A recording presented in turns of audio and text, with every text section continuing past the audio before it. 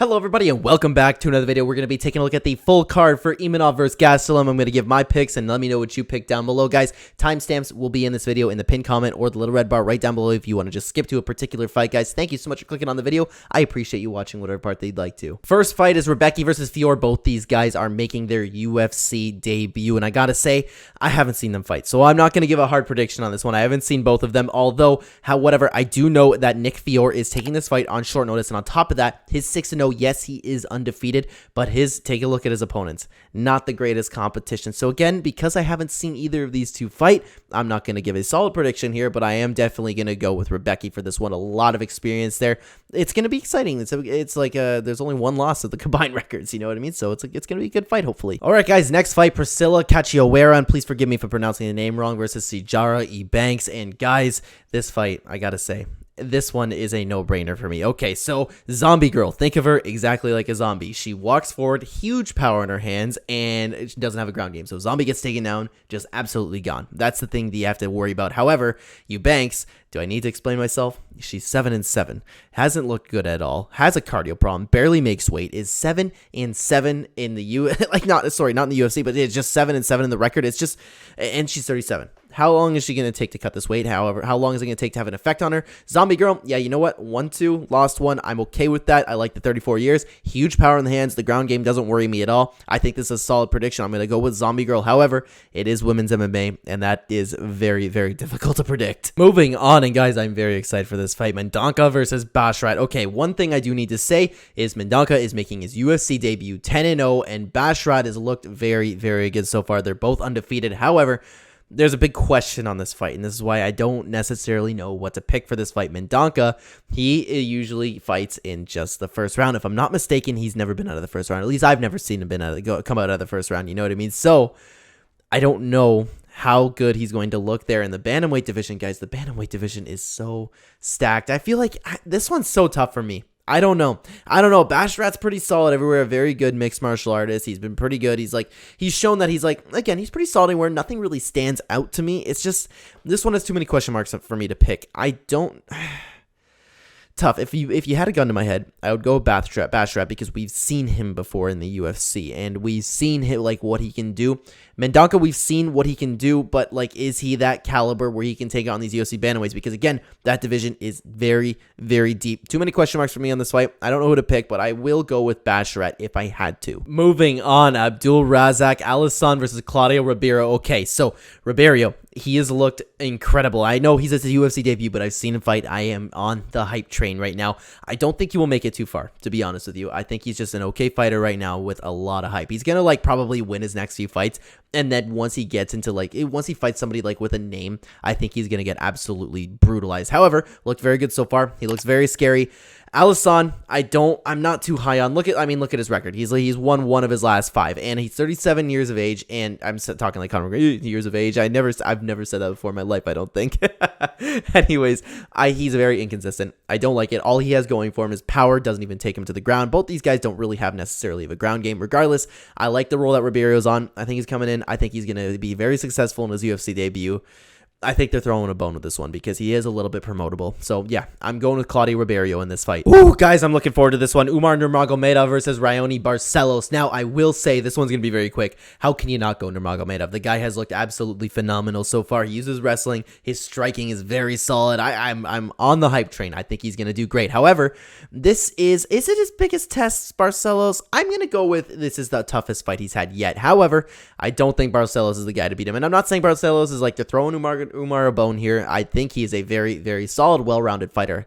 He's just okay in the UFC. Nothing special. Umar is going to move on, and then this is where I'll question him. If he wins this fight and goes into the top of the division, this is where I'm going to start questioning Umar and his abilities. Right now, I think he's going to get past Barcelos. I think he's just going to do what he does best, use the striking, take him down, possibly get a submission. I'm very hype on Umar Nurmagomedov right now. Excuse me. I'm excited for the fight. I think he's going to take it. Moving on, Daniel Argueta versus Isaac Dulgarian. Now, Dulgarian is making his UFC debut. I have not seen him fight personally, so don't go take my word on this one. However, he's looked good so far. I haven't seen his fights. I've only seen the records. He's finished everybody in the first round. So far, so good. 5-0 making his UFC debut. However, this is a big step in competition. And usually I'd be able to say, hey, I think this guy could be able to hang or not, but I haven't seen him fight. Daniel Argueta, he has looked very good so far. Only lost his last fight, but still looked okay. He's been on a roll before that. I'm thinking Daniel Argueta is going to be able to beat this one. However, like, maybe he'll be able to take him through the first round, and that's where the questions will be asked about Isaac. You know what I mean? So I can't say for this one. I'm sorry, guys. I can't say for this one. Put a gun to my head. I'm going Argueta just because I know him. Moving on to the next fight, Ketlen Vieira versus Raquel Pennington. Now, this one's actually kind of interesting for me. I'm not, like, really excited to watch it, to be honest with you, but Raquel Pennington, she sucked for a really long time, and all of a sudden, she won 4 straight, and she's, like looked good in those fights. And however, like, I understand some people, like, criticize her because she likes to hold people up against a cage, but I'm looking at this fight, and it's like, take a look at Ketlen Vieira. She is very susceptible to getting held up against a cage. Take a look at her fight with Holly Holm. We've seen it happen over and over again. And Raquel Pennington, she's good at doing that. She's looked strong in her last fight. I don't know what's been going on. She just, all of a sudden, she's winning. I don't get it. I don't understand. She's just been looking good so far. I think that she'll be able to do it. I think she will win a very boring decision. I think Raquel Pennington's going to hold her up against a cage, throw some knees, throw some punches in the clinch. I think it's going to be a very boring decision win, yet easy decision win for Raquel Rocky Pennington. I think she's going to take it and go on to a 5-fight win streak. Wild. Moving on, we have Allan Nascimento versus Carlos Hernandez. Now, Carlos Hernandez has looked very good so far. He's a very well-rounded fighter, and when you take a look at Allan, all he has is his jiu-jitsu. All he has is his ground game, and he's 19-6. Not the best record. You can see by his record here at the last 5, it's win, loss, win, loss, win. And if you take a look at Carlos Hernandez on a awesome roll, I don't even remember how he won his last fight. Okay, decision, but still, okay. I think he is well-rounded enough, and I don't see Nascimento being dangerous at all. I could be wrong with this one. Nascimento definitely has more experience, but I do like Hernandez in this fight. I think he's going to be able to just like shut down anything Allan tries to do on the ground because, again, that's his only tool, and I'm not really high on the guy. I like Hernandez's chances in this fight. I think he's going to do very well in the flyweight division. I think he's going to move on to a better fight, and that's where I'm going to really question it, but I think he'll win a comfortable decision here. That's just me, though.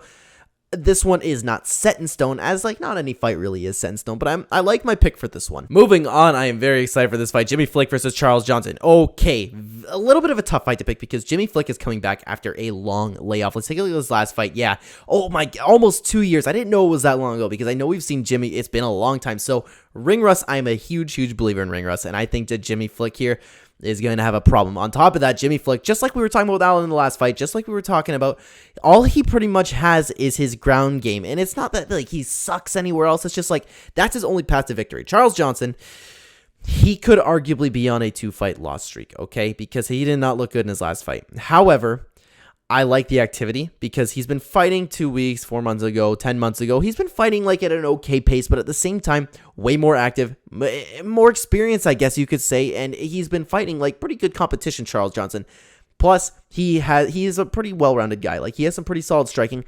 I think Jimmy Flick is going to come back and he's going to try to get those takedowns. It all depends on whether he gets those takedowns. I know that's a little bit tough to say because I don't think it'll happen. I see him getting stuffed. I see him getting chopped up with some kicks in this fight. I'm going to go with Charles Johnson here. I'm going to go with Charles Johnson, maybe by finish. Not 100% by that. I think he's going to win the fight, though. I think Charles Johnson, I like his activity, and I just have too many question marks on Flick right now for me to pick him. Next up, a very exciting fight. Dan Ige versus Damon Jackson. Okay, I feel so bad for Ige, man. I feel so bad. The guy is on a bad loss streak. He's won 1 of his last 5, and that one win, he did look good. However, in his other fights, almost every single fight that he lost, Danny Gay, he has still looked good. Take a look at his last fights, okay?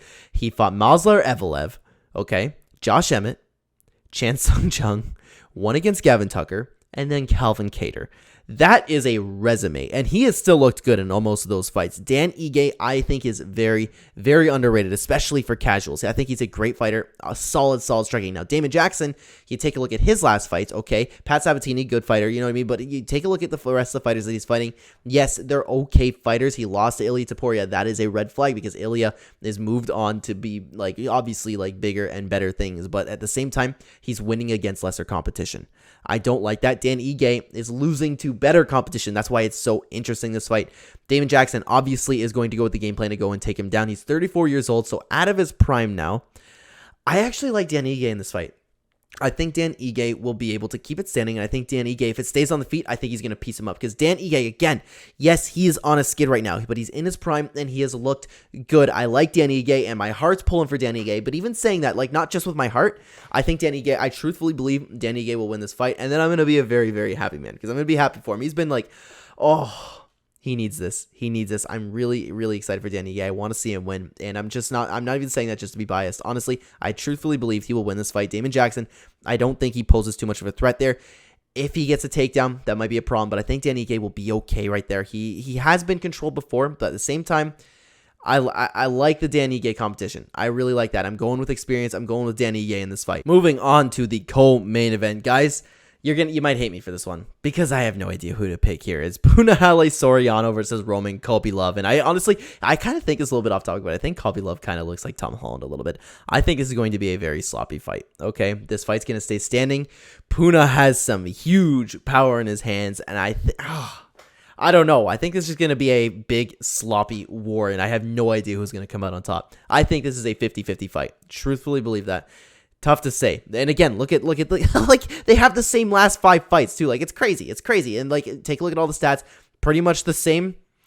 Very little reach advantage for Kopylov. I don't know who to pick for this one. Let me know in the comments what you think of this one, because I am stuck. Moving on to the main event of the evening, the big return of Kelvin Gastelum versus Nasruddin Imavov. Okay, I don't know how long it's been since Kelvin Gastelum has fought. Okay, over a year. I don't like that. He's coming back, and Kelvin, he has had a rough go in his last fights. But the problem is, Kelvin's a really good fighter. He's taking on top competition. Let's take a look at his fights, okay? Jared Cannonier, doing very well, aged very well. Robert Whittaker, aged very well. Had a win against Ian Heinisch, and that he looked good there, okay? And then Jack Hermanson, aged good, because Jack Hermanson's very well improving, you know what I mean? And then Darren Till, I mean, that didn't age well at all. But you know what? It happens. Darren Till, there was not too much going on in that fight. Now, everybody knows Kelvin Gastelum as the guy who just almost took down Israel Adesanya. Like, all of Kelvin's losses aged extremely, extremely well, apart from the Darren Till one, you know what I mean? So I just wish this guy would go down to welterweight, because he would just destroy that division, and I really want him to win, okay? I really want Kelvin Gastelum to win. He's one of my favorite fighters. I've been following him since he came in, and it hurts to see him on this little skid here. I don't remember if it was an injury with Kelvin Gastelum, why he was off for so long. I'm pretty sure it was. That might be a problem, and I don't know that off the top of my head, okay? But the problem is, he's fighting Nasruddin Imavov. Imavov has looked very, very good. The only question that I have for him, because he's looked good so far, he has great takedowns, great control. The problem is, we've seen him gas out. And who do we know that doesn't gas out? Kelvin Gastelum. But then again, like Kelvin, he's been out for a little while. Who knows how his diet is, because we know the guy really likes to eat. I trust that Kelvin will come in, like, not in shape, but like in fight ready shape. Like, guy is always down to go. He can go 5 rounds, no problem.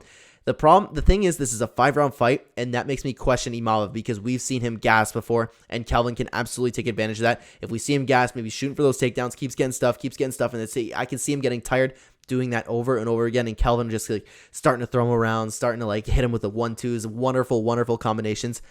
Looking at this fight, okay, and the matchup, I think Kelvin should win this fight, okay? But the problem is, Kelvin has been so inconsistent. I don't know why. Like, I didn't expect him to lose to Jack Hermanson. I didn't expect him to lose to Darren Till. Jared Cannonier, it makes sense. Robert Whittaker obviously would destroy him. Robert Whittaker destroys pretty much everyone in that division. That's a toughie. It's a toughie for this fight, because, again, I want to pick Kelvin Gastelum. I really do, but he has been way too inconsistent for me to pick him.